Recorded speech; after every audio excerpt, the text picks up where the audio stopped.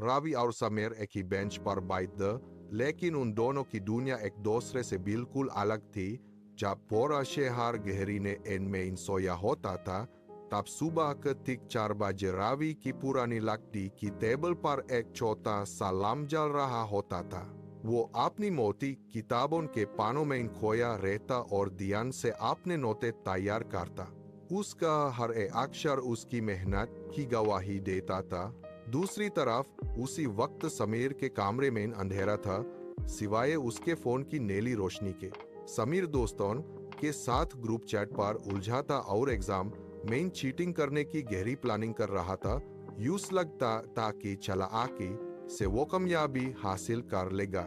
दोनों के रास्ते अलग द पर मंजिल एक ही थी, आने वाला इम्तिहान। एग्जाम हॉल में पहली घंटी पाते ही एक आयब सा सन्नाटा खा गया।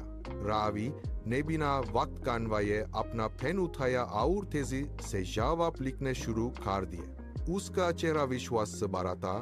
वहीन समीर की धड़कनें तेज थी। उसने दाबे पाउन अपनी जेब से छोटी चिट्स निकाली और उन्हें डेस्क के नीचे छुपा दिया। मत्स का मुश्किल पेपर छाल रहा था। समीर ने मौका देखकर चिट से एक जवाब कॉपी किया और याद से यूं वापस जेब में डालने की कोशिश की। तभी अचानक इन्विजिलेटर की भारी और सख्त आवाज पूरे हॉल में गूंजी। उन्होंने समीर के डेस्क के नीचे से वो कागज का टुकड़ा खींच लिया। समीर की आंखें फटी की फटी रह गई और उसका चेहरा सफेद पड़ गया। इन्विजिलेटर ने उसका पेपर छीनकर उस हॉल से बाहर निकालने का इशारा किया। समीर शर्म से सर झुका कर बाहर निकल गया।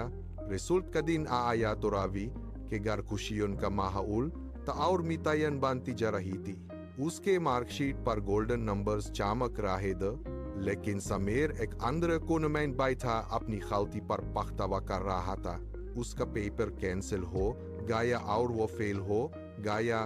कुछ दिन बाद समीर हिम्मत जुटा कर पार्क में रावी के पास गया। उसने अपनी हथेलियों को बेचते हुए कहा कि उसने अपना कीमती वक्त बर्बाद कर दिया है। रावी ने मुस्कुराते हुए उसके कंधे पर हाथ रखा और उसे अगले साल की किताबें थमा दी।